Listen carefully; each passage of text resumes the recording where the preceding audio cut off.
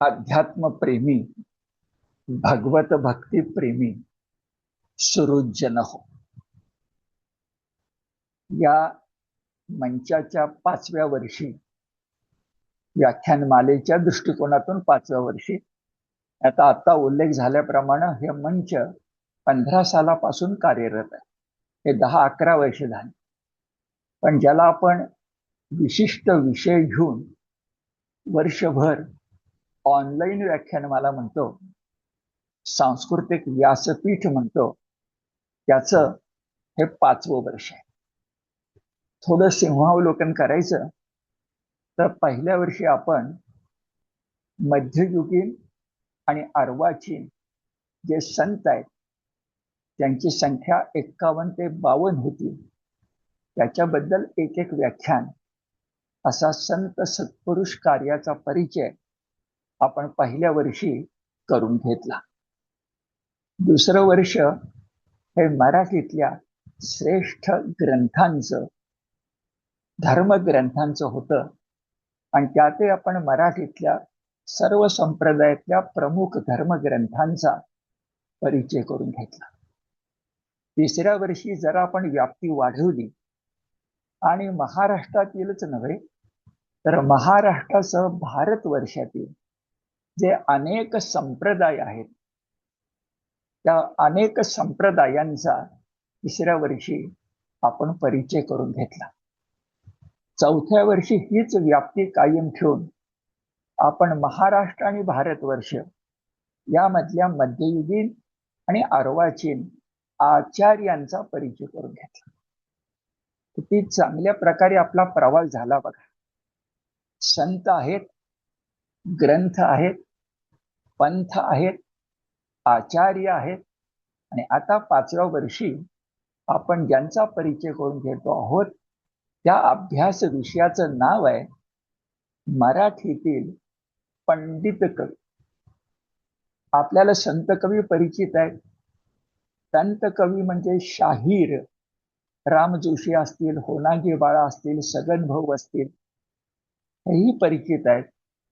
पण पंडित कवी तुलनेनं मराठी रसिकतेला कमी परिचित आहेत की काय असं अलीकडे वाटायला लागतं.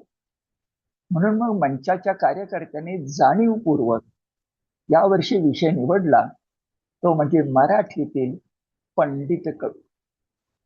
या संदर्भात बरोबर 15 दिवसापूर्वी गुरुवारी मराठी पंडिती कवी कोण आहेत, त्यांचं काव्य कोणत्या स्वरूपाचं आहे, त्याचे विषय कोणते, त्याची गुणवैशिष्ट्य कोणती आणि या मराठी पंडित कवींनी मराठी एकूण काव्याला कोणतं योगदान दिलं याबद्दलचं पहिलं व्याख्यान डॉक्टर श्यामा कुंसे यांचं आपण सर्वांनी ऐकलं.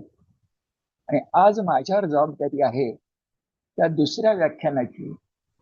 यावर्षी आपण 15 दिवसांनी व्याख्यान घेणार आहोत आणि दुसऱ्या व्याख्यानाची जबाबदारी माझ्यावरती आहे की ज्याची वैशिष्ट्य तुम्ही पंडिती काव्याची ऐकली त्यातला पहिला पंडित कवी, ऐतिहासिक दृष्ट्या पहिला पंडित कवी, गुणवत्तेच्या दृष्टीनं पहिला पंडित कवी, ज्याला कवींद्र म्हणावं अशा प्रकारचा महानुभावीय कवी नरेंद्र आणि त्याचं रुक्मिणी संवर काव्य याचा परिचय आपण करून घेणार आहोत. केवढं भाग्य आहे बघा. हे नरेंद्राचं रुक्मिणी संवर हे काव्य केवळ आख्यान काव्य नाहीये, केवळ पंडिती काव्य नाहीये, तर ते मराठीतलं पहिलं महाकाव्य आहे. दुर्दैवानं हे महाकाव्य पूर्ण स्वरूपात आज आपल्याला उपलब्ध नाही, अपूर्ण स्वरूपात आहे. पण या एकादशीच्या चंद्रावरून सुद्धा पौर्णिमेचा चंद्र कसा असेल याची सहजपणे आपल्याला कल्पना येऊ शकते. आणि एकूण मराठी रसिकतेचा विचार केला तर ज्ञानेश्वरीच्या खालोखाल ज्या ग्रंथाला मराठी रसिकांचं प्रेम पिढ्यानपिढ्या लाभत आलंय असा ग्रंथ म्हणजे नरेंद्राचं रुक्मिणी स्वयंवर. पुन्हा विशेष गोष्ट अशी की दोन्ही काव्य ग्रंथ मध्ययुगीन आहेत. दोन्ही काव्य ग्रंथ मराठी भाषेचा अभिमान धरून अमृताचे पैजा जिंके अशा प्रकारची भूमिका घेऊन अवतरलेले आहेत. हे खरंच आपल्या मराठी माणसांचं भाग्य आहे. आणि त्यांचं लेखन सुद्धा फक्त 2 वर्षाच्या अंतरानं झालं.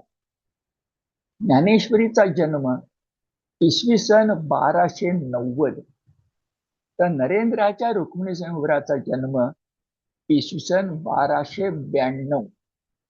फक्त 2 वर्षाचा अंतर. राम लक्ष्मण म्हणावं अशा प्रकारचे 2 महाकवी ज्ञानदेव आणि नरेंद्र त्या मायबोली मराठीला लाभले. हे खरंच मागे वळून बघताना आपलं फार मोठं भाग्य आहे असं लक्षात. आता उल्लेख झाल्याप्रमाणे नरेंद्र हा महानुभावीय कवी आहे. आपल्या सगळ्यांना वारकरी संप्रदाय पूर्णपणे माहिती आहे, पण महानुभाव संप्रदाय हा फक्त ऐकून माहिती असतो. कसा आहे बरं महानुभाव संप्रदाय? तर हा वारकरी संप्रदायाच्या आधी म्हणजे ज्ञानदेव आणि नामदेव यांच्या आधी 100 वर्ष महाराष्ट्रात आणि भारत देशात कार्यरत होता. विदर्भातलं रुद्धिपूर हे या संप्रदायाचं पंढरपूर. तेथे गोविंद प्रभू हे महापुरुष राहत. त्यांचे शिष्य म्हणजे श्री चक्रधर. चक्रधर स्वामी हे मूळचे गुजरातचे, पण त्यांनी धर्म परंपरा निर्माण केली ही विशेष गोष्ट आहे महाराष्ट्रात. हा संप्रदाय अद्वैती नाही, द्वैती आहे, पण अत्यंत भक्तिनिष्ठ निखळ भक्ती मार्गी असा तो आहे. द्वारकाधीश श्रीकृष्ण हे त्याचं आराध्य दैवत आहे.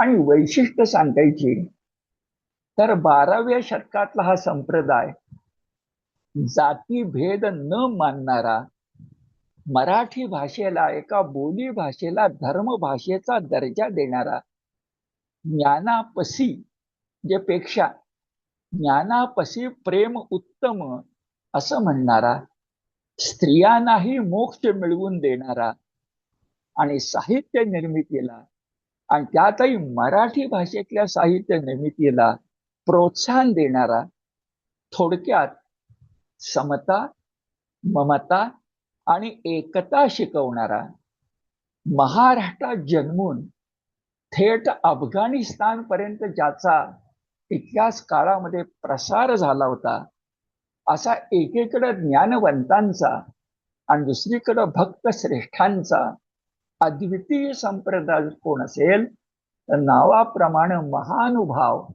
म्हणजे महान अनुभव असणारे पारमार्थिक यांचा संप्रदाय आहे.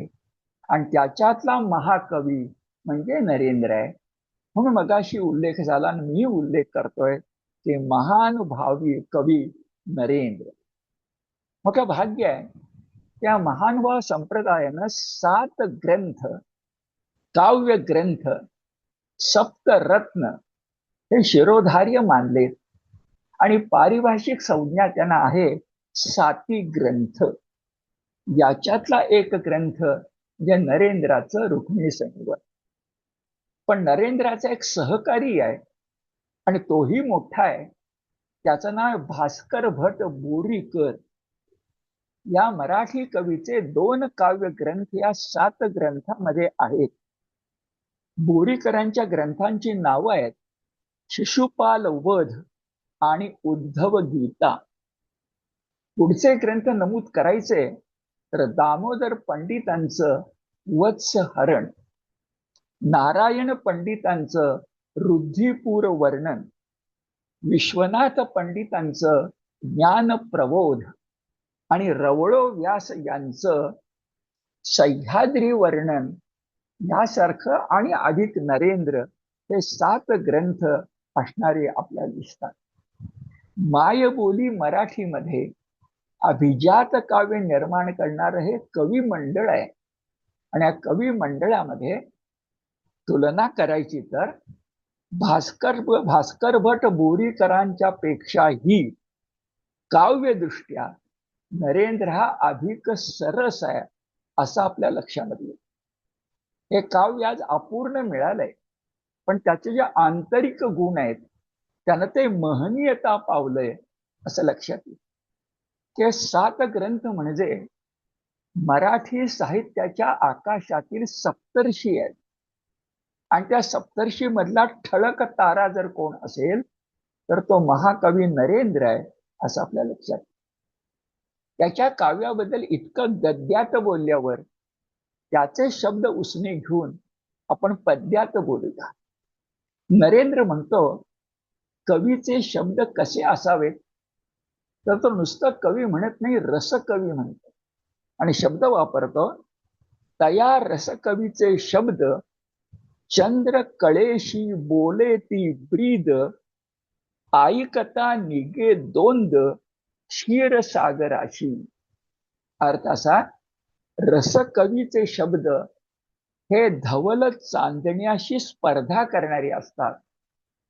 आणि त्या काव्यामध्ये रस असा काही भरलेला असतो, ते सरस असतं की ते मिळावं म्हणून क्षीरसागराला सुद्धा पुढं यावंसं वाटतं. आणि हे काव्य घेतल्यानंतर पचवल्यानंतर क्षीरसागराला सुद्धा दोंद प्राप्त होतं. ही थोडी मध्ययुगीन परिभाषा आहे. खपाटीला गेलेलं पोट याच्या उलट थोडस सुखवस्तू वाटणारं श्री गणेशाचं जे पोट आहे त्याला दोंद निघणे असा वाक्प्रयोग आहे. ही आनंदाची खूण आहे, ही पोषणाची खूण आहे, ही तोषणाची खूण आहे. असं रसभरित व्हावं असं क्षीरसागराला वाटतं. इतके सुंदर शब्द. आणि खरं ते ज्ञानदेवांचे आहेत आणि नरेंद्राचे. असं म्हणूया की नरेंद्राचं काव्य वाचल्यानंतर क्षीरसागराला सुद्धा तृप्तीचं दान मिळतं.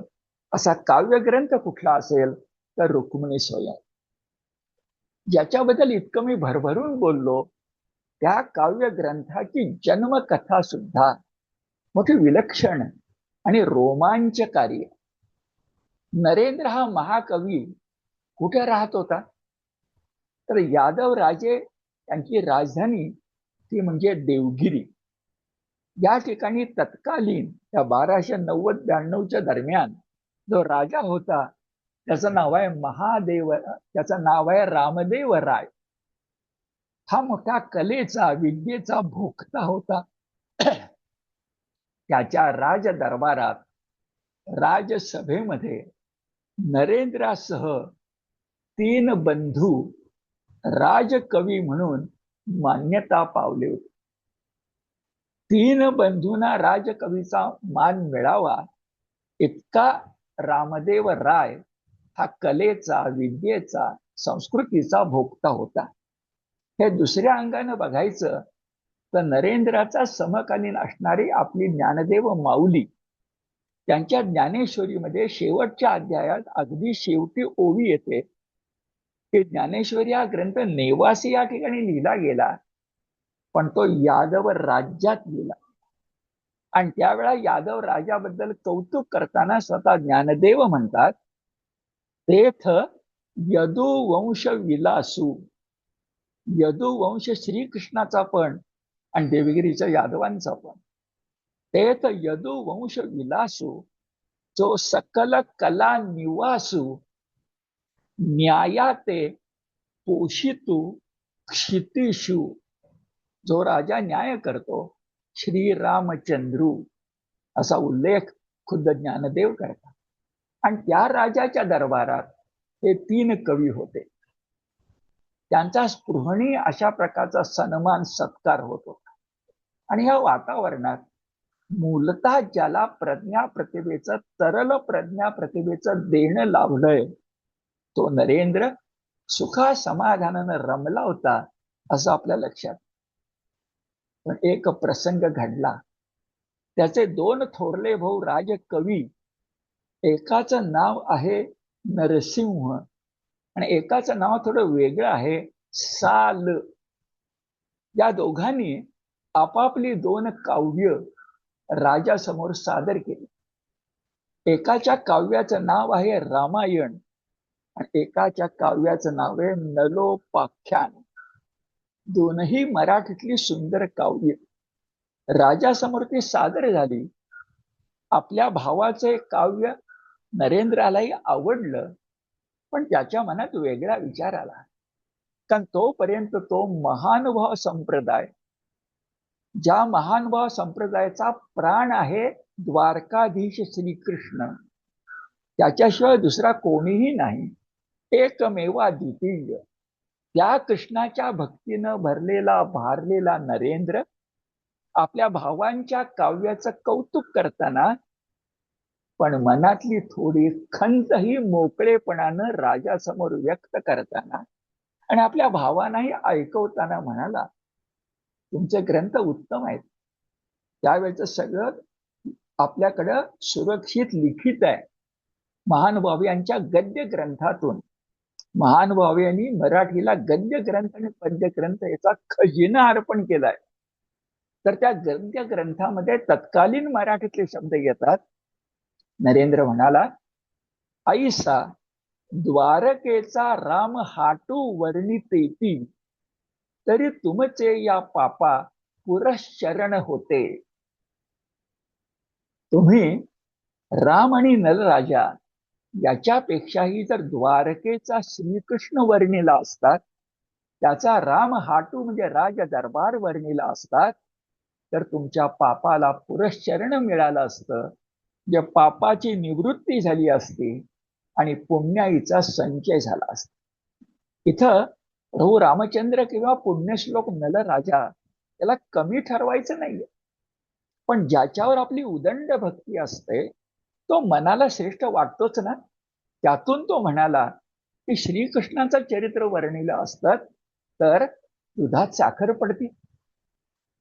हे शब्द ऐकून दरबार चकित झाला.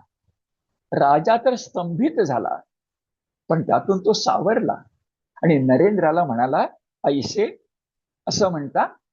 आणि पुढे त्यांना आव्हान दिलं, ऐसे तुमच्या 2 भावापेक्षा तुम्ही वेगळे म्हणता, तर तुम्ही तुमचे एक कवित्व सादर करा, मग तुमची ही युक्ती पाहो.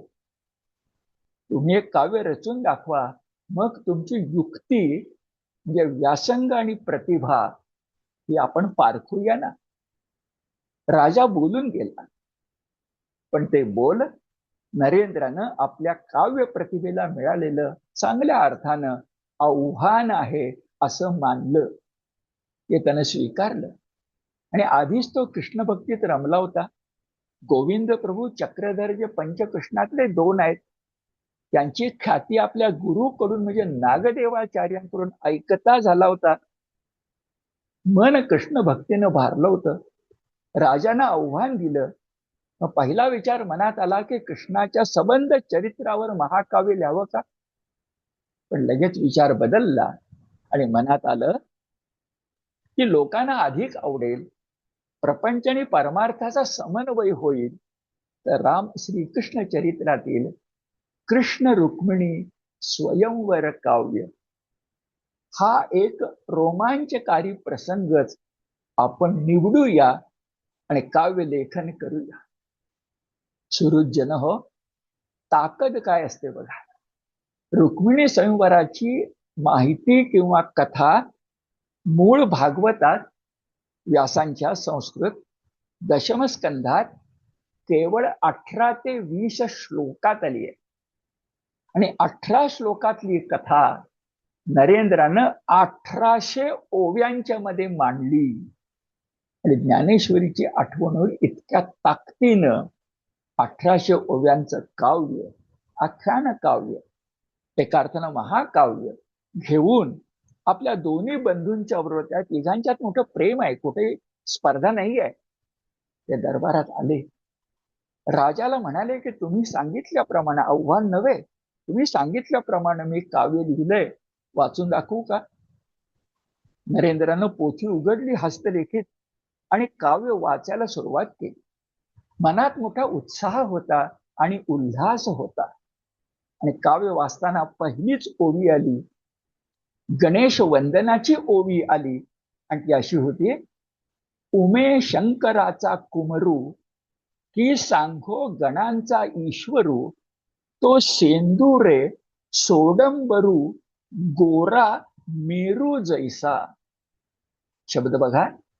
अहो तो गणाधीश, गणानाम पती, उमा आणि शंकराचा पुत्र, हा शेंद्रानं अवडंबरीला म्हणजे शोभिवंत झालाय, पण मुळात त्याचा देह धवल मेरू पर्वतासारखा आहे. आता धवल मेरू पर्वतावर शेंदूर अशा प्रकारचा रंग चढला असेल तर अध्यात्म परवून मनाला किती आनंद वाटेल. कपाळावरचा शेंदूर टिळाच आठवेल. ही कल्पना पहिल्याच ओवीत आहे. पण लगेच दुसऱ्या ओवीमध्ये कृष्णाचं वर्णन करताना म्हटलंय, श्रीकृष्ण परब्रह्म निरवधी, येर अवतार ते प्रतिनिधी, अंश कळा अवतरती ते प्रसिद्धी, देवो म्हणून या. महानुभाव संप्रदायात कृष्ण एकटा परमेश्वर आहे आणि बाकी देवता हे थोवे म्हणजे समूह करून राहतात, पण ते निम्न स्तरावरचे आहेत. ते अंशावतार आहेत. पूर्णावतार पूर्ण ब्रह्म एकटा कृष्ण आहे. तो अवतार निरवधी अमर्याद, त्याचे अवतार प्रतिनिधी, अंश कळा अवतरती, पूर्ण नाहीये अंश, पण त्यांची प्रसिद्धी काय, देवो म्हणून या. भक्त कसा असावा बघा. श्रीकृष्णाच्या गुणी जीवन नला, माझा जीवू श्री चक्रधरा विनटला, तो आतुल आनंद ओसंडला, कवितेचे निमिषे. मिशे म्हणजे निमित्तानं, कविता लिहिण्याच्या निमित्तानं माझ्या अंतःकरणातील तो भक्तीचा आनंद ओसंडून बाहेर आला. कारण माझा जीव मुळी चक्रधरांच्या ठाई विनटला आहे नव्हे. माझा जीव जीव आहे त्याचं कण कृष्णच आहे. शब्द आहे श्रीकृष्णाच्या गुणी जीविनला, जिवंत राहिला. असं श्रीकृष्णाचं प्रेम त्याच्या मनात आहे. काव्य वाचून दाखवलं जात होतं. काव्य परम पवित्र होतं. काव्य रसपल्लवित होतं. आणि खळाळती नदी वहावी त्याप्रमाणे दरबारामध्ये नरेंद्राचं काव्य वाचलं जात होतं. आणि राजासह 2 भावांसह दरबारात अनेक जण होते. हेमाद्री पंडित होते, अनेक मंडळी होती. त्या मोठमोठ्यांच्या मंडळींच्या माना आनंदानं हालत होत्या. आणि एक ओवी आली, ओवी क्रमांक 312, 1800 पैकी. आणि ती ओवी द्वारकेचं वर्णन करणारी होती. कृष्णही द्वारकेचा राजा, समोर रामदेवराव राजा. आणि अशा वेळा ती ओवी अशी येते, देवाची या दादुलेपणाचा उबारा, न साहेची सातही सागरा, भेणे ओसरोनी राजभरा, ही द्वारका. अहो 7 समुद्रांना श्रीकृष्णाच्या प्रताप पराक्रमाची उष्णता सहन होईना. आणि मग राजाला खंडणी दिली पाहिजे, राजभर भार, म्हणून समुद्र माग हटला आणि द्वारका भूमीचा नजराणा कृष्णाला त्यानं अर्पण केला. अशा प्रकारची सुंदर कल्पना द्वारकेच्या निर्मिती मागची कथा सांगताना नरेंद्राच्या प्रतिभेतून समोर आली. राजा अत्यंत प्रसन्न झाला. तोही यादव कुळातलाच. पण घडलं असं, एकीकडे राजाचं मन आनंदानं उचंबळून आलं, पण शब्द बघा, त्याच्या मनातल्या काव्यानंदाबरोबर मोहानही शिरकाव केला. त्या राजाची रसिकता माग पडली आणि त्याचं मातब्बर राजवैभव वर आलं. आणि राजा आपली रसिकता विसरून स्वामित्वाची भावना मनात बळावून बोलता झाला, या ग्रंथाचा अभंगू मज द्यावा, मी जेतुलिया ओविया, तेतुके सोन टके ओवाळणी घालीन. ह्या ग्रंथाचा अभंग मला द्यावा, म्हणजे समाप्तीच्या ठिकाणी तुझ्याऐवजी माझं नाव घालावं. पुढच्या कालखंडात लोकांना काव्य नरेंद्र रुक्मिणी संवर कोणाचं वाटावं? रामदेवराव यादवाचं. अभंगू म्हणजे मालकी, मज द्यावा. आणि काय आम्ही दाखवलं? 1800 ओव्या आहेत ना, प्रत्येक ओवीला एक, याप्रमाणे एक सुवर्ण मुद्रा मी ओवाळणी घालीन. इतकं काव्य सुंदर आहे, फक्त ते मला द्या. खर तर राजन असं म्हणायला नको काय, त्याचा परिणाम काय पुढे झाला बघा. पण माणूस मोहाने शिरकाव केला, पण जेव्हा नरेंद्राने शब्द ऐकले तेव्हा ते आवडले नाही. तो अत्यंत निष्ठुर आहे, अत्यंत मनस्वी आहे, आणि त्याच्या स्वभावाला राजाची विशुद्ध रसिकता माहिती होती. त्याला असं तडा जाणं हे पटलं नाही. तो दुखावला गेला. जाता जाता सांगतो, नरेंद्राचं आडनाव उपनाम अयाचित आहे. अयाचित म्हणजे कुणापुढे याचना न करणार. ते नाव सार्थ झालंय. दुखावलेला नरेंद्र राजाला म्हणाला, हे शब्द मराठी साहित्यात अमर झाले. दुखावलेला नरेंद्र राजाच्या क्रोधाची पर्वा न करता म्हणाला, ना राजे, ना राजे हो, येणे आमुचिया कवी कुळा बोलू लागईल की. बोलू म्हणजे कलंक. मी जर सुवर्ण मुद्राच्या पायी माझ्या काव्यातल्या ओव्या विकल्या तर व्यास वाल्मिकींना आवडणार नाही, कालिदास भासाला आवडणार नाही, भर्तृहरी भवभूतींना आवडणार नाही. नाही आवडणार, कारण आमचं कवी कुळ आहे. आम्ही आमचं काव्य विकत नसतो, तो आमच्या अंतरीचा ओमाळा, तो आमचा प्राण असतो. बोलणं छान आहे, पण कुणापुढे बोलायचं होतं? राजापुढे. राजाच्या अवकृपेची चिंता न करता नरेंद्रने तिखट शब्द उच्चारले, कारण तो त्याचा प्राण होता. पैशासाठी काव्य विकणारा तो कवी नव्हता. त्याला आपण कवी आहोत ही स्वाभिमानाची प्रतिष्ठा व्यास वाल्मिकीपासून चालत आली स्वतःच्या बाबतीतही जपायची होती. आणि म्हणून त्याने स्वच्छ नकार दिला, ना राजे. परिणाम होणार तो अटळ होता. राजाला आवडणार नव्हतं, पण राजाही मोठा हुशार होता. त्यानं वरकरणी हा जो त्याचा म्हटलं तर अपमान झाला, तो पचवला.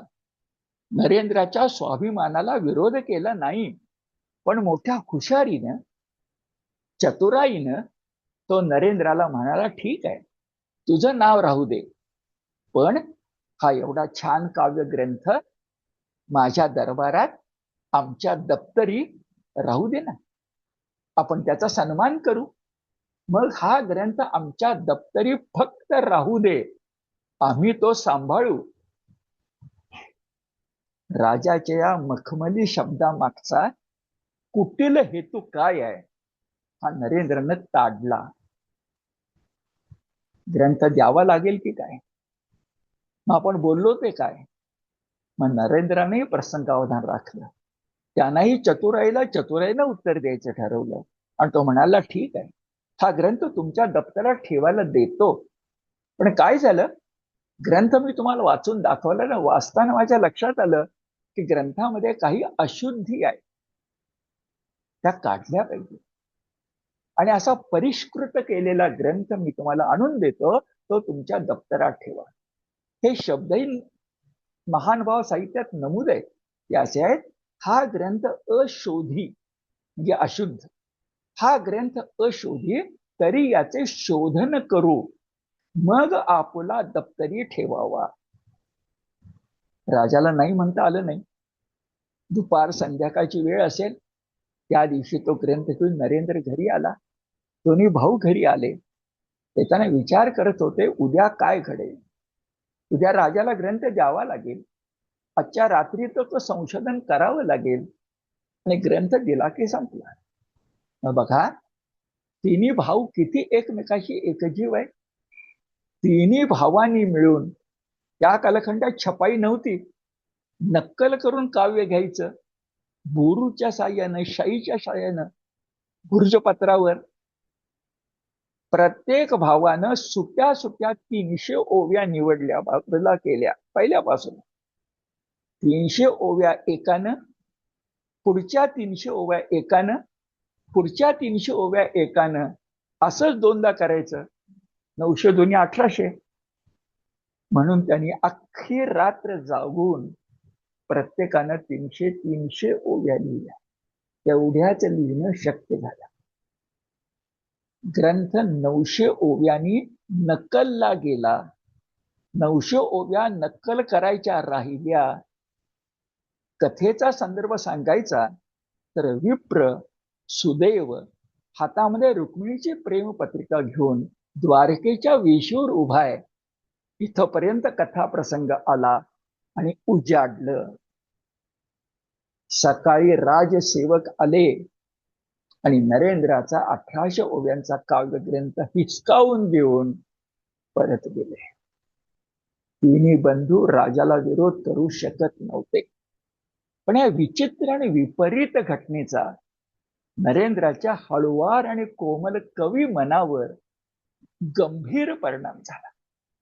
त्याला सगळ्याच राजकीय वातावरणाचा वीट आला आणि राजाच्या अवकृपेतून वाचलेलं पण राजाला माहिती नसलेलं 900 ओव्यांचं रुक्मिणी स्वयंवर नावाचं अर्ध काव्य घेऊन नरेंद्रानं थेट देवगिरी सोडली, राज दरबार सोडला, सुखासीन जीवनावर लाथ मारली.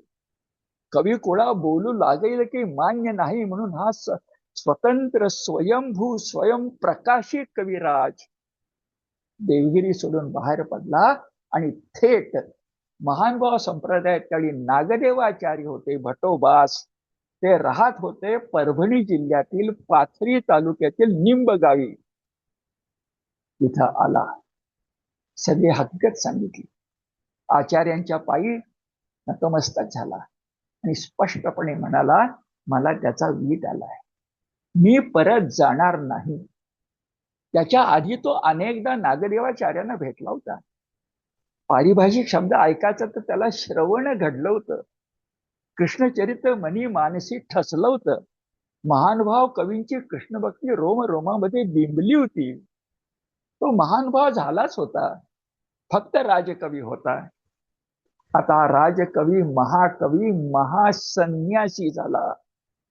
त्याने दीक्षा घेतली, धवल वस्त्र परिधान केली, संसार त्यागीला आणि महानुभाव संप्रदायाचा प्रसार करण्यासाठी पुढचं आयुष्य. आकडा सांगतो, जेव्हा त्याने ग्रंथ लिहिला तेव्हा तो 35 वर्षाचा होता आणि निर्वाण सवयी त्याचं वय 75 वर्षाचं. 4 दशक या महाकवीनं महासन्यासी होऊन, मगाशी म्हटलं थेट अफगाणिस्तान पर्यंत महानुभाव संप्रदायाचा प्रसार करण्यात आपलं आयुष्य वेचलंय. अशा प्रकारचा महानुभावी कवी नरेंद्र. त्याचं काव्य अद्भुत, त्याची जन्मकथाही अद्भुत. आणि मी आपल्याला दाखवून देतो की त्या काव्याचा स्तर, काव्यातली ऊर्जा, काव्याचं सौंदर्य, काव्याचं सामर्थ्य आणि काव्याचा प्राण हा सुद्धा अद्भुतच आहे. आपल्याला वेळ कमी आहे, पण आपण ह्याच्या काव्य सौंदर्याकडे जायचं म्हटलं तर एक जाणवतं की खरोखर नरेंद्रानं रचलेल्या या काव्यामध्ये सौंदर्याकडे जायच्या आधी 2 गोष्टी सांगतो. महानुभाव संप्रदायानं नरेंद्राला मोठा मान दिलाय. नागदेवाचार्य त्याचे गुरु, त्याच्या आधी चक्रधर त्यांचे गुरु गोविंद प्रभू. पण नागदेवाचार्यांचं चरित्र महानुभाव संप्रदायात लिहिलं जावं हे सांगणारा नरेंद्र आहे. त्याच्या आधी चक्रधरांचं चरित्र आहे, ज्याला लीळा चरित्र म्हणतात. त्याच्या आधी गोविंद प्रभू चरित्र आहे. पण एका आचार्याचं, परमशिष्याचं, रामदास स्वामींच्या कल्याण शिष्याचं चरित्र स्मृतीस्थळ म्हणून लिहिलं गेलंय. पण आज जे स्मृतीस्थळ उपलब्ध आहे ते नरेंद्राचं नाही आहे. त्या स्मृतीस्थळाची पहिली प्रत किंवा कच्ची प्रत, त्यातल्या 700 आठवणी या नरेंद्रानं लिहून ठेवल्या आहेत आणि मग स्मृतीस्थळ ग्रंथ इतरांनी संकलित केलाय असं लक्षात. पण हे हकीकत स्पष्टपणे पार मांडल्य अन्वय स्थळ नावाचा महत्वाचा ग्रंथ आहे, त्यात उल्लेख केलाय. किती सुंदर उल्लेख आहे बघा. नरेंद्र बासी या महानुभाव संप्रदायात मान द्यायचा म्हटलं की व्यास किंवा भट हा शब्द वापरतात. माईन भट, महेंद्र भट, भटो बास, बास म्हणजे व्यास. नरेंद्र व्यास आहे. नरेंद्र बासी रुक्मिणी संवर, आपण स्वयंवर म्हणतो त्यावेळेच्या मराठी सवर 2 मात्रा अनुस्वार आहे. रुक्मिणी संवर काव्य केले आणि 700 स्मृती जैशिया वर्तल्या तैशा लिहिल्या. महानुभाव संप्रदायाचं मोठं वैशिष्ट्य आहे की ते जे काही लिहून ठेवतात ते अस्सल लिहून ठेवतात. त्याच्यामध्ये कुणाला काही घुसडून देत नाही. हे शब्द श्रीमुखीचे होती, हे नव्हे ती, असं पाखडून लीळा चरित्र जन्मास आलेलं आहे. अस्सल पाहिजे, वावन कशी पाहिजे. नरेंद्रानं असा ग्रंथ निर्माण करून आपलं गुरु ऋण फेडलंय असं लक्षात. हा ज्ञानदेवांचा समकालीन आहे. मग काय सांगितलं मी तुम्हाला, 2 वर्षाचं फक्त अंतर आहे. ज्ञानदेवांच्या ज्ञानेश्वरीत वारकरी संप्रदायाच्या खूण आहेत. ज्ञानेश्वरांच्या ज्ञानेश्वरीत वारकरी संप्रदायाच्या खूण आहेत. जरी गीतेचं भाष्य असलं तरी, तसं नरेंद्राच्या रुक्मिणी स्वयंवरामध्ये महानुभाव साहित्याच्या खूण आहेत असे दिसते. अनेकदा तो कृष्णाचा उल्लेख चक्रधर, चक्रपाणी, श्री प्रभू असाच करतो. त्याच्यामध्ये संप्रदाय आहे. चक्रपाणी हे कृष्णाचं नाव त्या संप्रदायातल्या क्रमानं दुसऱ्या कृष्णाचं आहे. या चक्रपाणी चांगदेव राऊळ जे द्वारावती इथंच होते, हे परमगुरु आहेत. त्यांचे शिष्य गोविंद प्रभू म्हणून श्री प्रभू असा उल्लेख आहे. आणि त्यांचे शिष्य चक्रधर हे पंचकृष्ण आहेत. एवढेच देव, बाकी कोणी नाही. देव म्हणजे परमेश्वर, बाकी कोणी नाही. याच बरोबर खुणा सांगून काव्याकडे जाऊया, सौंदर्याकडे. महानुभाव संप्रदायाचे काही लाडके शब्द आहेत. ते परब्रह्म म्हणतात, वेद लागला म्हणतात.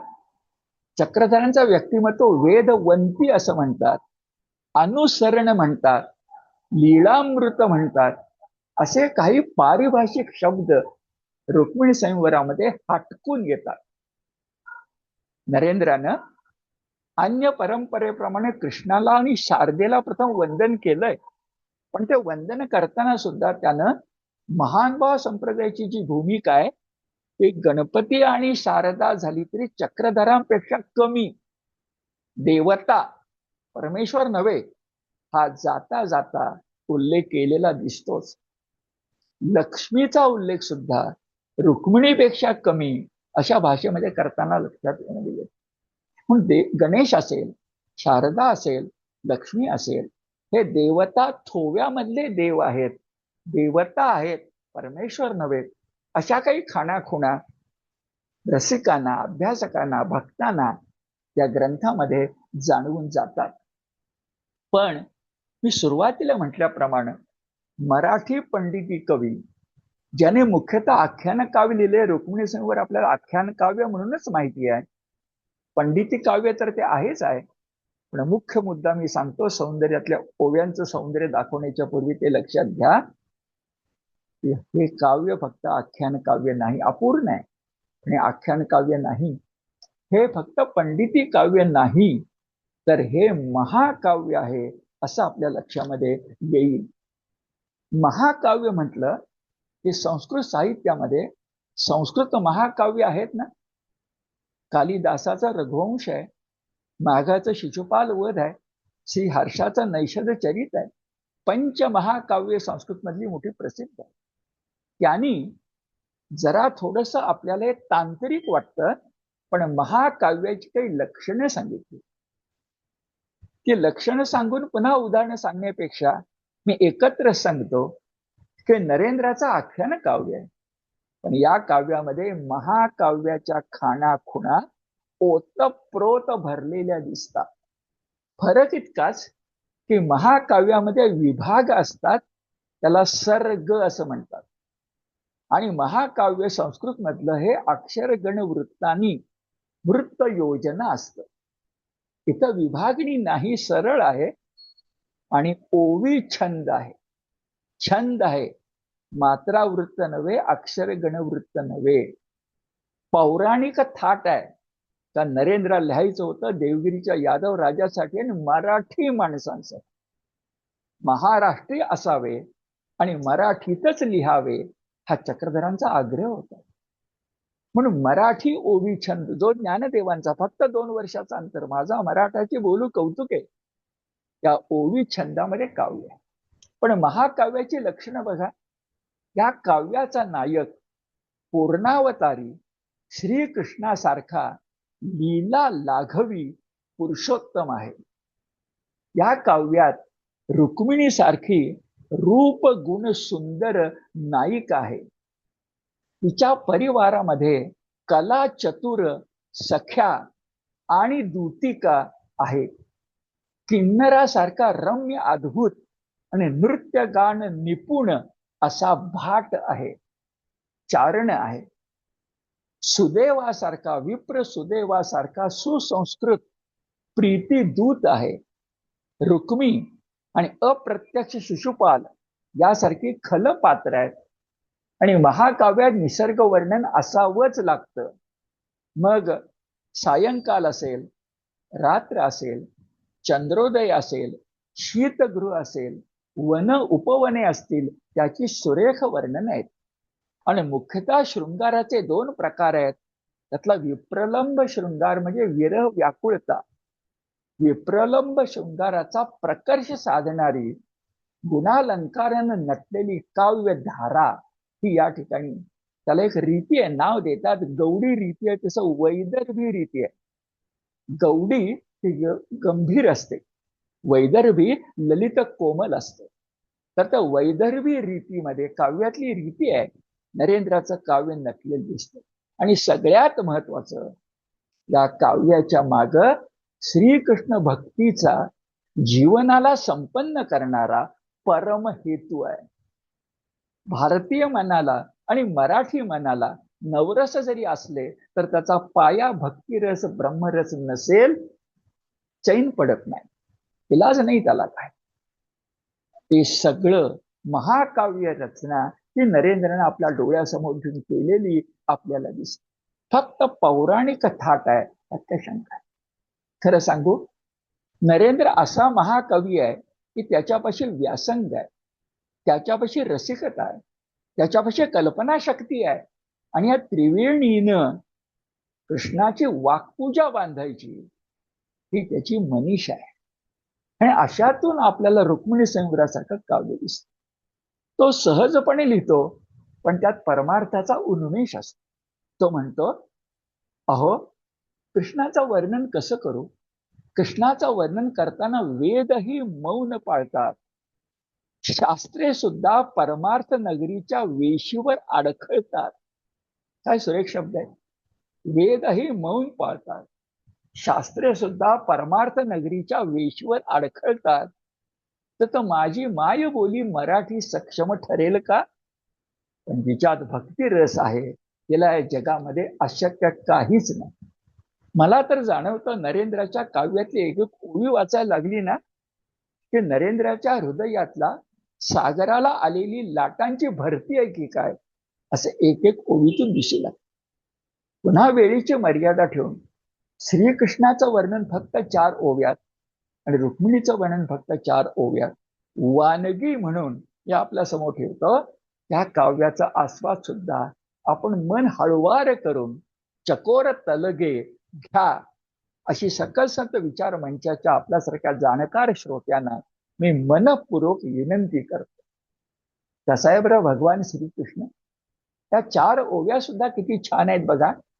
पहिल्या ओवीत म्हटले, तो राणीव करी समुद्राच्या गोटी, पुन आज्ञा वसे अमरांच्या मुकुटी, देवाचा अवसरू ह्याली भेटी ब्रह्मादिका.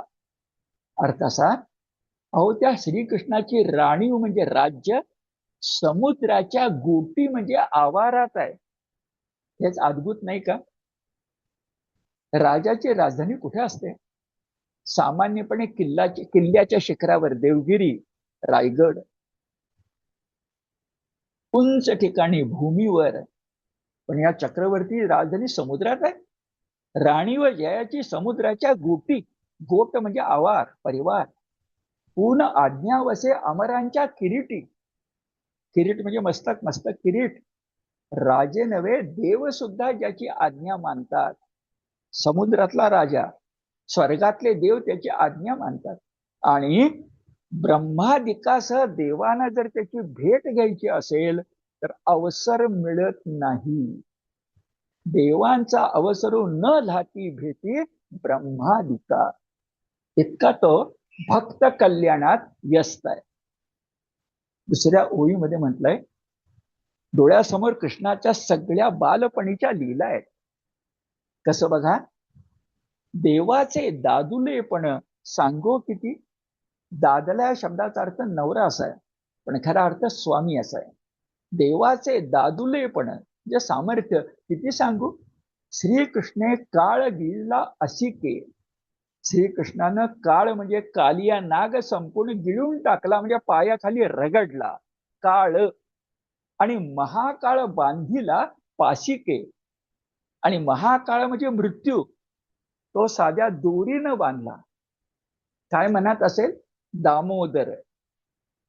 यशोदेने कृष्णाला बांधून ठेवलं ना, ते आठवण ठेवून त्यानं यमाला बांधलं, मृत्यूला बांधलं. बांधलंच कारण त्यानं आपल्या गुरूंची 2 मुलं, सांदीपनींची मुलं समुद्राकडून, यमराजाकडून परत मिळवलेली आहेत. जशी सावित्री, जसा नचिकेत, तसा श्रीकृष्ण. महाकाळ बांधिला पाशिके, साध्या दोरीनं बांधला गुणाचीनी. तिसऱ्या ओळीमध्ये म्हटलंय, कसं आहे बरे कृष्णाचं राज्य. आपण भोगी समुद्राचे गडे थोडी. गड आहे, गड या मर्यादा.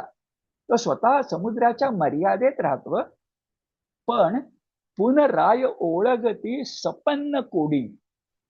पण समुद्राच्या बेटावर एकांतात राहणारा राजा, त्याची सेवा करायला सपन्न, हा मराठी शब्द म्हणजे 56 कोटी देव येतात. आकडा थोडा वेगळा वाटतो, पण 33 कोटी लगेच पुढे आहे. पुढे म्हटलंय, सुरवर 23 कोटी चालक जयाचे. सुरवर 33 कोटी. आणि चालक शब्दाचा इथला अर्थ वेगळा आहे. चालक म्हणजे चालविणारा नव्हे, चालक म्हणजे सेवक. देव सेवक आहेत, त्यांचे मुकुट वागतात. ब्रह्मादिकांना वेळ मिळत नाही. आणि चौथ्या ओळीमध्ये म्हटलंय, कवण बळ जाणे श्रीकृष्णाच्या बाहू. आणि खरंच आहे, भगवान श्रीकृष्ण तुम्हाला मला गीता योगेश्वरून माहिती आहे, पण तो अर्जुना इतकाच का अर्जुनापेक्षा जास्त रणांगण स्वामी होता. त्याच्या बाहुबलाची माहिती नाही आपल्याला. भीमाचे माहिती आहेत, बलरामाचे माहिती आहेत, पण कृष्णाचे बाहू तसेच आहे. इथं म्हटलंय, कवण बळ जाणे श्रीकृष्णाच्या बाहू, जयाची या खांडे या बिहे राहू. खांड खडग तलवार, त्याच्या तलवारीच्या घावाची राहू केतूपैकी राहूला भीती वाटते. आणि लगेच पुढे राहू म्हटल्याने सांगितलंय, राहू काय करतो. राहू चंद्राला आणि सूर्याला ग्रहण लावतो. कृष्णाचा पराक्रम राहूपेक्षाही जास्त गोष्ट करतो. काय, रायांचे प्रतापूस गिळले बहु कीर्ती चंद्रासी. श्रीकृष्णाच्या परमप्रतापी बाहूनी राजे लोकांचे प्रताप सूर्य गिळून टाकले. प्रताप सूर्य आणि कीर्तिचंद्र जे होते त्या राजे लोकांचे, ते सुद्धा म्लान क्षीण केले. द्वारकाधीश श्रीकृष्ण. कुठे गंमत आहे, कृष्ण कधीच द्वारकेचा राजा नव्हता. उग्रसेनापासून बलराम होते, पण आपल्याला नाही राहवत. आपण द्वारका नरेश श्रीकृष्णच मानतो. आणि अशा प्रकारचे परब्रह्म. आणि रुक्मिणी किती सुंदर आहे बरं. पुढे ओळीमध्ये येणाऱ्या आधीच सांगतो, अहो एखाद्या नव्हे परमात्म्याला कधी संसार करावासारखं वाटेल का. जो परमार्थाचा शिरोमणी आहे त्याला प्रपंचाची काय दिक्कत. पण नरेंद्र म्हणतो, परब्रह्माला जसं स्वप्न पडलं सृष्टी निर्माण झाली, एकोहम बहुश्याम, तसं परब्रह्मालाही वाटलं, चला आपण सुद्धा संसार करून बघू, गृहस्थ पण स्वीकारू. आणि त्यानं निवड केली रुक्मिणीची. रुक्मिणीच्या गुणवर्णनाचं, सौंदर्याचं सुरेख वर्णन येणार आहे. तिथं म्हटलंय, ही रुक्मिणी जन्मली, वरी माणूसपणा आली, ते रूप सांगो कवनी बोली सृष्टी आतू. आणखीन एक छान आहे, म्हणे क्षीरसागराचं हृदय, क्षीरसागराचं हृदय देवाचा धावा करायला लागले. आणि देवाचा धावा करताना श्रीकृष्णाचं हृदय, आपलं क्षीरसागराचं हृदय जे होतं ते देवाचा धावा करत होतं. आणि देवानं देवी पाठवली, त्या रुक्मिणी लक्ष्मीजी मानली ती समुद्रातून आलेली आहे. थोडक्यात कृष्ण आणि रुक्मिणी म्हणजे शिवशक्ती आहेत, दोघांच्या गुणामध्ये अंतर नाहीच मुळी. आणि म्हणून म्हटले ते रूप सांगो कवनी बोली सृष्टी आतू. त्या शब्दाची नजाकत आहे बघा. रुक्मिणीचे राजसपण जगी वानत असे कवण कवण, राजसपण कोण वर्णन करील. शब्द आहेत, परब्रह्म ग्राहस्थ करी आपण जेणे रूपे. अहो ते रूप इतकं सुंदर आहे, ते गुण इतके छान आहेत की परब्रह्माला गृहस्थाश्रम घ्यायचा मोह पडला. परब्रह्माचे गारस्थ करी आपण जेणे रूप. आणखी शब्द बघा, हे मराठीचे अमर शब्द आहेत. तया माझी रुक्मिणीचे रूप, तया माझी रुक्मिणीचे रूप जैसे सिद्ध रसाचे लेप. सिद्ध रसाचे दोन अर्थ आहेत, एक पारा आणि खरा अर्थ आहे अमृत. पाऱ्याचा लेप किंवा अमृताचा लेप, तसं तिचं रूप आहे नव्हे की चंद्राचे पुडीव निकोप कांडारिले. पुडीव म्हणजे गाभा. रुक्मिणी किती सुंदर आहे. तर चंद्र घेतला, कलंक काढून टाकला, गाभा घ्यायचा प्रयत्न केला आणि तो गाभा सुद्धा ओढून नाही काढला, कोरून काढला. कांडारिले नजाकत आहे. तर तो चंद्राचा गर्भ, चंद्राचा गाभा हा जर कोरून काढला विधाता ब्रह्मदेवानं, आणि जर एखादी मूर्ती, स्त्री मूर्ती घडवली तर परमात्म्याची गृहस्थी म्हणजे ती रुक्मिणी असू शकते. आणि शेवटची तर सुरेखाच आहे. आपल्याला माहिती आहे की प्रेम शृंगार त्याचा स्वामी कोण, मदन. पण समजा मदनानं आयुष्यभरात, त्याच्या आयुष्यभरात म्हणजे शंकरांना जाळल्यानंतर आणि जाळण्याच्या आधी सबंध आयुष्यामध्ये जो पराक्रम केला असेल ना, त्याची जन्मकुंडली कोणती असेल तर रुक्मिणी. हा कल्पना आहे बघा. मदनाच्या साम्राज्याची जन्मकुंडली म्हणजे रुक्मिणी. शब्द असे आहेत की ती भुवन मठीची अंबिका, अंबिका देवी. पुन्हा रुक्मिणी स्वयंवरात अंबिकेचं स्थान आहे. अंबिकेच्या त्या देवळातच कृष्ण रुक्मिणीची पहिली भेट आणि हरण होणार आहे. ती भुवन मठीची अंबिका. तिचं पाडवे छान आहे, युवन मठीची अंबिका. युवन म्हणजे यौवन, तारुण्याची देवी किंवा त्रैलोक्याची देवी. की भुवन मठीची अंबिका, की चंद्रलोकीची तारका, नाना जन्मपत्रिका मन्मथाची. चंद्रलोकाची तारका, भुवनमठीची अंबिका नव्हे, मदनाच्या पराक्रमाची सनद, मदनाच्या आयुष्यभराच्या पराक्रमाचा इतिहास हा रुक्मिणी आहे. अहो कृष्णाची पत्नी आहे ती. मग रुक्मिणी अशीच असायला पाहिजे, रूप आणि गुण खनी, असं आपल्या लक्षात. पण हा कवी नुसता प्रेमकवी नाहीये, हा भावकवी आहे. सुदैव गेला प्रेमपत्र घेऊन, का निम्मच काव्य आपल्याला मिळाले. सुदैव गेला प्रेमपत्र घेऊन, भेटला की नाही कृष्णाला माहिती नाही. कृष्णाला आवडलं नाही की काय आपण पत्र पाठवलेलं. मनात अनेक आशंकांचे ढग आले. रुक्मिणी व्याकुळ झाली आणि अशी ती अंथरुणावर पडल्यानंतर तिचं वर्णन करताना म्हटलंय बघा, कोणी व्यक्ती झोपताना काय करते, डावा हात उशाला घेते आणि उजवा छातीवर ठेवते. हा क्रम आहे. पण नरेंद्राला त्यामध्ये भाव कवी दिसतो आणि शब्द येतात, डावा हात उशीसा घातला, उजवा हात हृदयावरी ठेविला, जैसा जीवेशी देवो धरिला, निसटैल म्हणून. अरे मी प्रेमपत्र पाठवलंय पण तो माझ्या हृदयात कोंडलाय, इथून तो निष्ठून जाऊ नये. मग हृदयावर उजवा हात आणि डावा हात उशी खाली. पुन्हा ऐका, डावा हात उशीसा, किती अस्सल मराठी आहे. डावा हात उशीसा घातला, उजवा हृदयावरी ठेविला, जैसा जीवेशी देव धरला, तो जीवला ग जीवाच्या करारानं पकडायचा. जीवाचा करार जीवेशी धरिला, काय बरं, निसटैल म्हणून. हाही शब्द अस्सल मराठी आहे. निष्ठून पळून गेला तर इथं भाव कवी आहे, इथं प्रेम कवी आहे. का ज्ञानेश्वरांची आठवण व्हावी तसं तो सांगतो. काव्य कसे जन्मास येतं, तर आपल्याला बघा, आपण जे खाणं खातो केळी, ती नेहमीची केळी माहिती आहे, पण एक कापूर केळी असते. कापूर केळीच्या पोटामध्ये कापूर जन्मतो म्हणे म्हणे आणि तो काय जन्मतो, चांदण्याचा वर्षाव झाला तर. कसं एकानेक सुंदर आहे शब्द वापरले.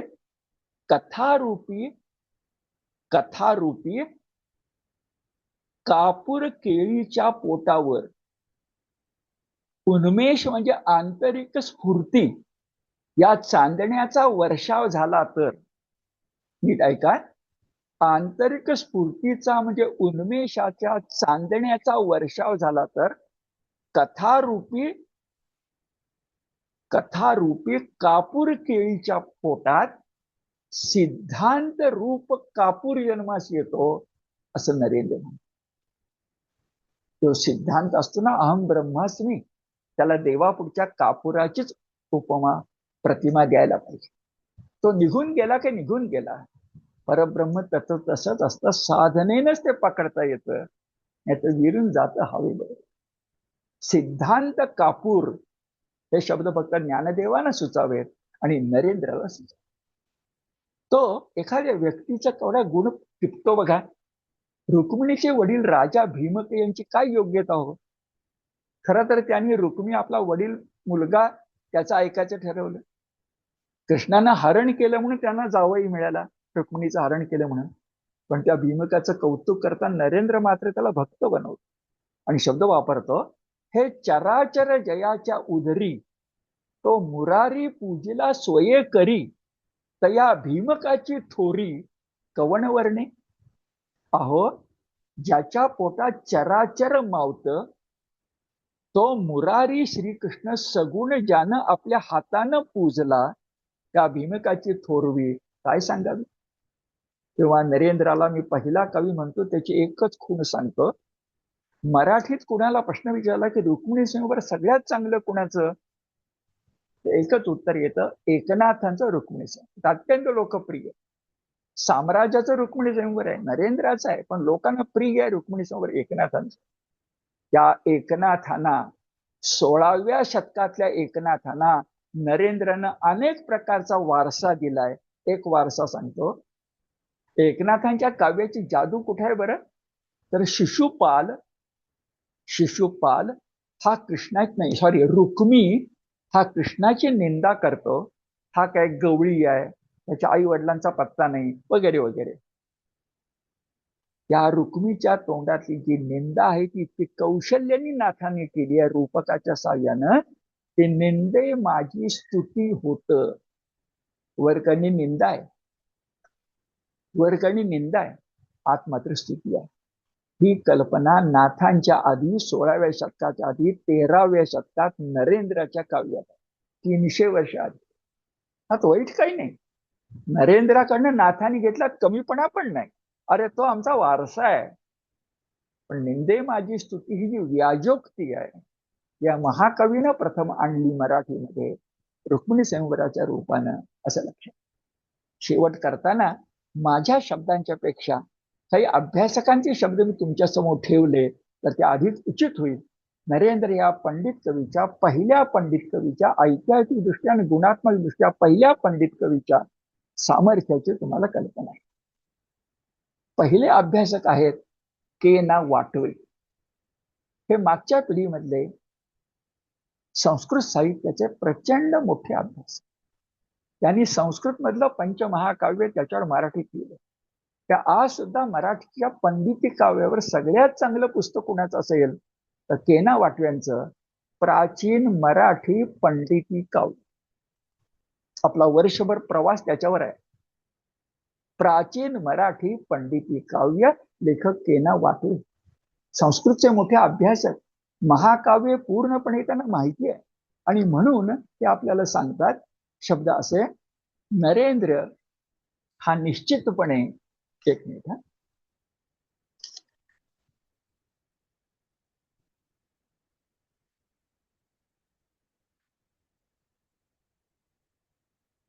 जो मी माझ्याशी उल्लेख केला तो सांगून झाला. मी महाकाव्याची लक्षणं जी सांगितली ना, की नायिका रूपसुंदर, नायक लीला लाघव, ते सगळं वाटवेंनी सांगितलं.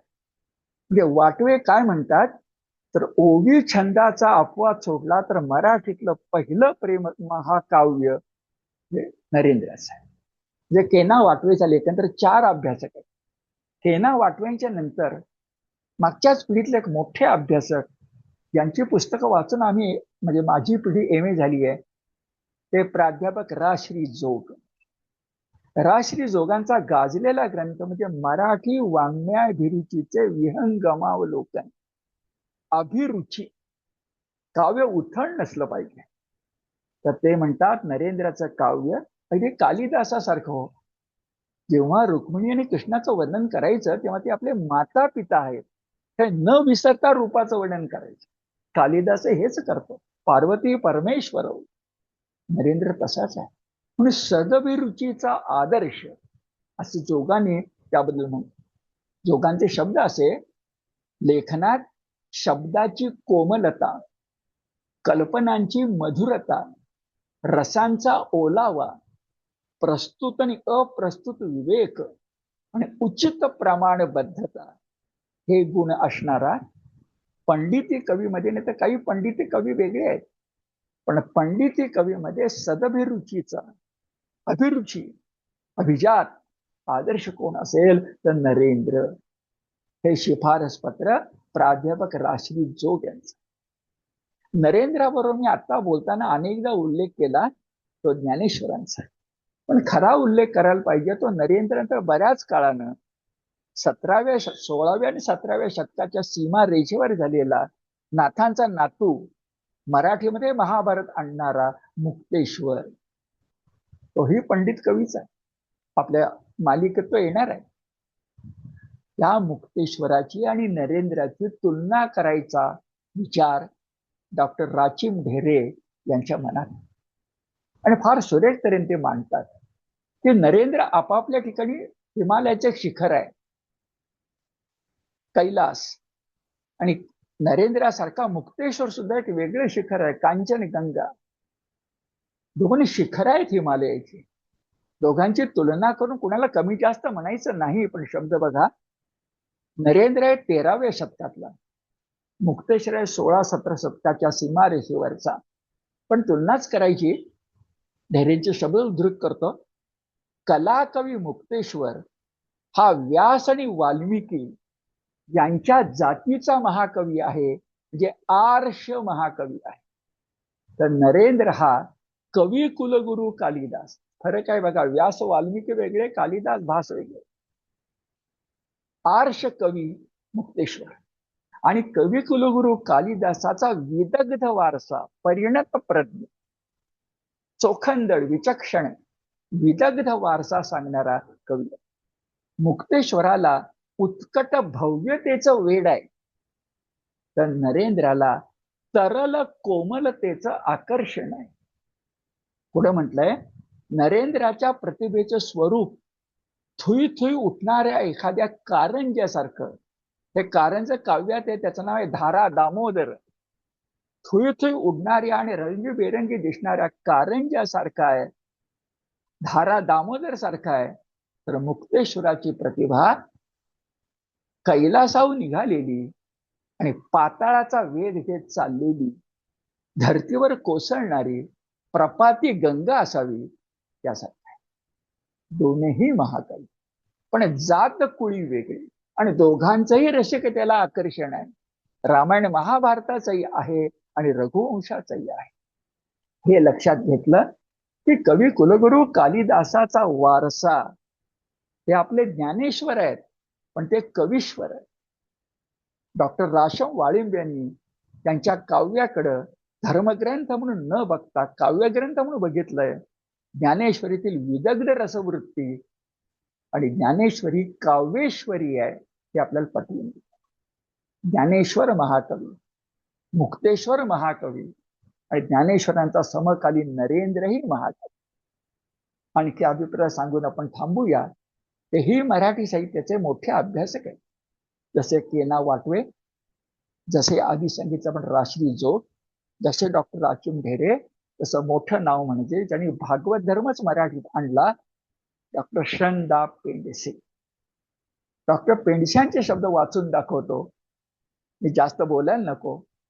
नरेंद्र हा महाराष्ट्राचा पहिल्या दर्जाचा, दर्जा पहिला आहे.